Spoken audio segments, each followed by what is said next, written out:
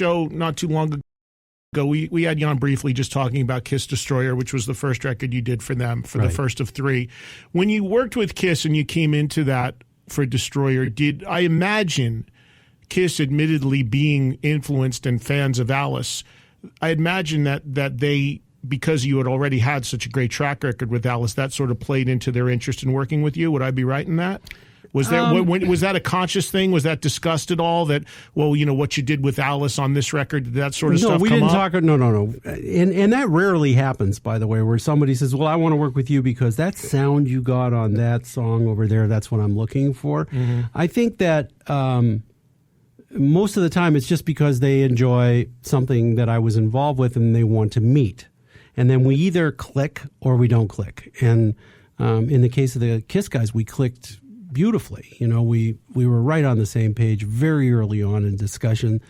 But how I met them was here, actually, in Toronto. I was doing an interview on City TV. They had a rock interview show, or music interview show, rather.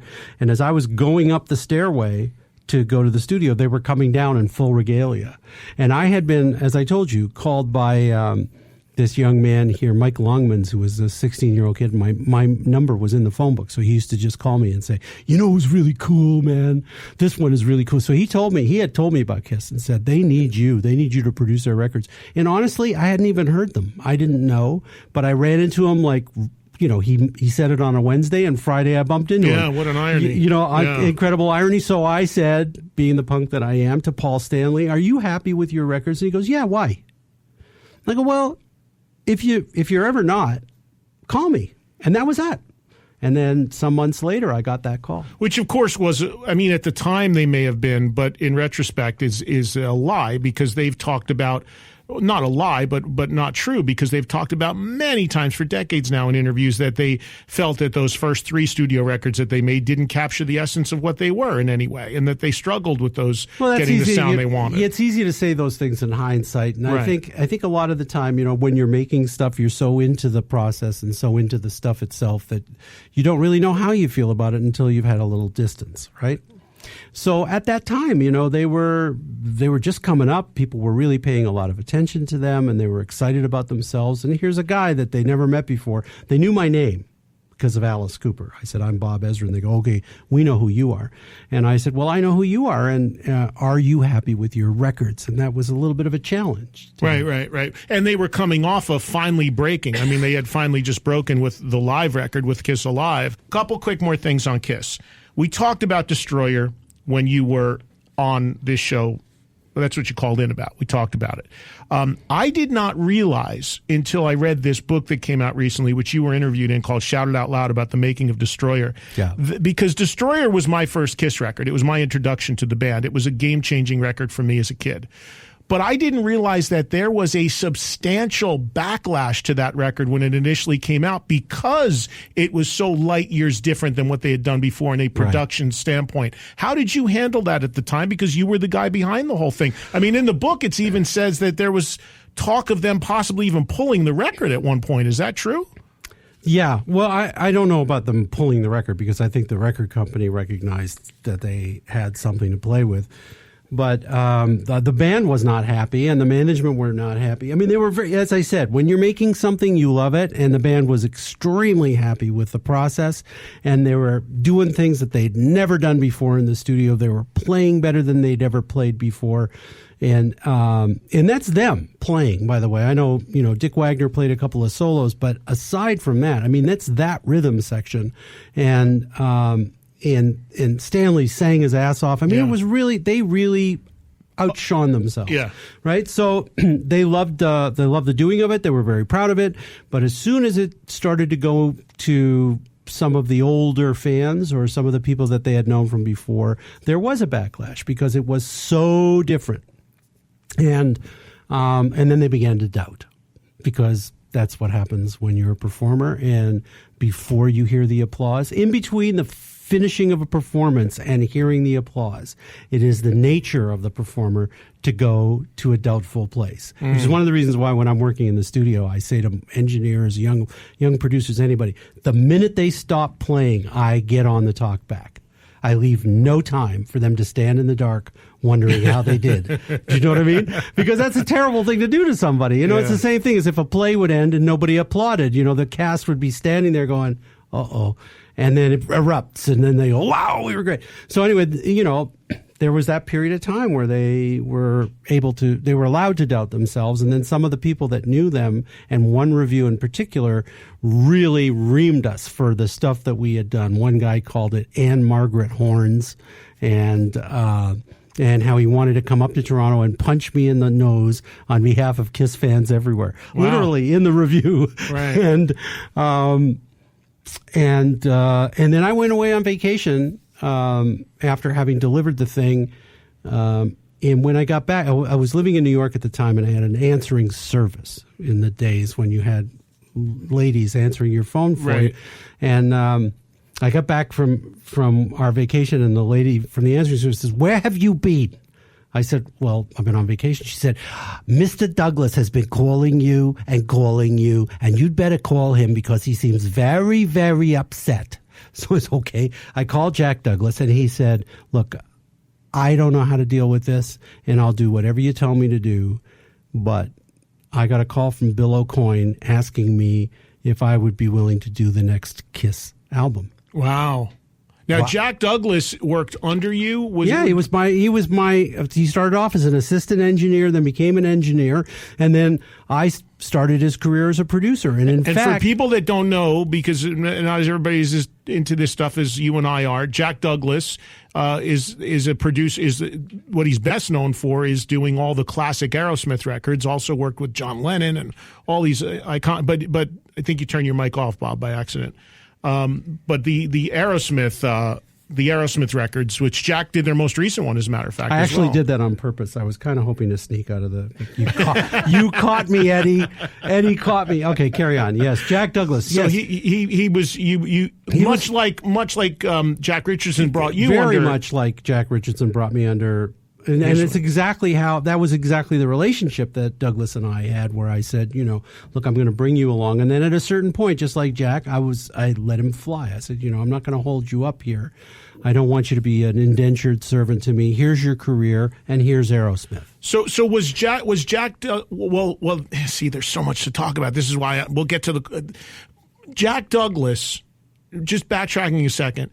Produced Aerosmith's Get Your Wings, their second record. You were executive producer on that record, correct? They'd asked me to produce it. I was in the studio.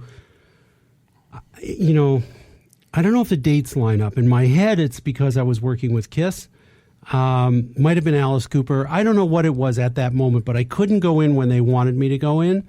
And also, I wasn't sure how long Steven would last with me, because I'm just so intolerant of bullshit, and at that time he was very much a prima donna. And even then, because they hadn't really broken yet, second album, but even then he's always been, and that's part of his charm too. I mean, part of what makes him Steven is just his larger than life personality, and he is a prima donna. He'll be the first person to tell you about it. But I thought Jack's a much more even-tempered, quiet sort of guy, and I thought that he might be a much better day-to-day person to be in the studio with Aerosmith, but I'd be the executive producer. I'd watch over the project, and so it took some convincing, but they allowed us to do that. And then they had such a great time with him. They loved it, and it was time to do the next one, but I had them signed. I had the production deal with Aerosmith, and I took Jack for a ride around the park one day in a car and just said, "You need to go out on your own. You need to fly." You need to stop taking a salary from the record plant. You need to stop taking a salary from me. You need to become your own guy. And here's Aerosmith. You've graduated. Congratulations and best of luck. So off he went. So back to Kiss. You would do Destroyer. I don't mean to gloss over Destroyer, but there's so many things we need to get to here. You would work with Kiss again about 6 years later on an album that is incredibly polarizing to the Kiss fan base. There are some that feel that it is this undiscovered gem and this record that nobody understands, that's a masterpiece. And there's others, including the band at this point, Gene and Paul especially over the years, who've said they just think it's a pile of rubbish and something they shouldn't have done. You have very conflicting viewpoints on Music from the Elder. Your take on the record in retrospect? Well, I used to say about it that it would, we should have been shot before we were allowed to do it, or, I was very denigrating, but I hadn't listened to it in forever. I hadn't listened to it since way, way, way back. So they were doing a book about it, the authors of which are on my permanent personal shit list for the rest of their lives, because they got me into such hot water with Paul Stanley that he and I don't talk to each other anymore, which breaks my heart. But over what exactly? What did they say that was erroneous that you wrote in the book? Though? Can you say? It's not in the book, and it was a sort of off the record remark at a time when I was sort of pissed off about Paul's biography and some of the stuff he was saying about Gene, and anyway, it got back to him, and that was the end of that. But he's a sensitive man, I know firsthand. He's a very sensitive man. But in the process of talking to these people, they were playing the songs to me again. I hadn't heard them in so long, and there are really brilliant musical moments on that record. There are also cringeworthy, embarrassing moments, particularly for Paul. I feel the worst for Paul after listening back to the record, because he was forced into a position where he had to be almost operatic. And in a way, it's almost, this was a little bit of foreshadow for him doing the Phantom of the Opera, by the way. The Paul Stanley, who played the Phantom, up here, he did 9 months as the Phantom of the Opera in Toronto, and sold out the whole run. He was amazing. He was brilliant. But that was the same guy who sang on The Elder. It was a very operatic, musical theater voice and so on. It just didn't belong. And it didn't belong to Kiss. And I think it must have put him in a terrible position. But it wasn't like we forced him. He bought into the concept. So did Gene. We were all really into the concept except for Ace, who felt it was not rock, it wasn't right, and he didn't really want to have much to do with it. And anyway... At the end of the day, Carr's a brand new guy at that point, so he doesn't have a voice. He was a brand new guy, but he loved what he was playing. So look, you go back, and there are some, as I say, there are some moments on there when they were playing stuff for me, I was listening and going, wow, that's sophisticated. That's really amazing music. And then every once in a while I was saying, oh my God, I can't believe I did that. Yeah. In the interest of time moving forward, I want to just hit a few other things. We'll go to a break. The phones are jammed. We'll let you fire away at Bob Ezrin as well. You would do one more album with Kiss, which was Revenge, which is heralded by many as a great record. Many do love that record. Fans do. The band themselves have put that. A lot of times when I read interviews with Gene or Paul, they ask about the three definitive Kiss records, and you produced two of them, which would be Destroyer. They cite Revenge, and also Creatures of the Night, which you were not involved in.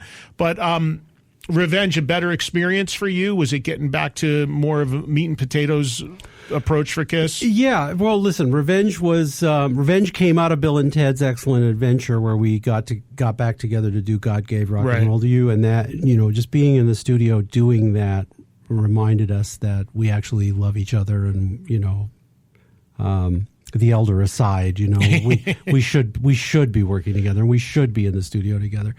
So then we did the album, and because the makeup was off, and the album, it was a Kiss album, but it was a Kiss rock album, like really heavy rock, yeah, rock, yeah. And I love heavy rock. I mean, that's what moves me more than anything, except for maybe heavy metal classical, which I love.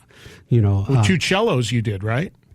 Yeah, that's not heavy metal classical. When I'm talking about things like real classical pieces, right? Some of that stuff is the heaviest of heavy, right? But so I really loved doing the record, and we had some great songs. But for me, the highlight of the record was knowing that the number one song in strip clubs across America, "Take It Off," was Take It Off, and number two was Domino.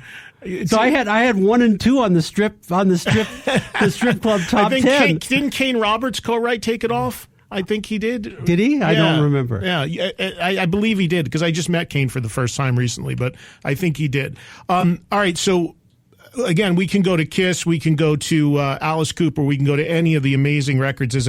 As I mentioned before, the list goes on with Bob and some of the. I realize I'm not hitting everything here. We just don't have the time, and I want to give you guys, as I promised, a good part of the show to call in with your questions. But before we go to the phones the rest of the way,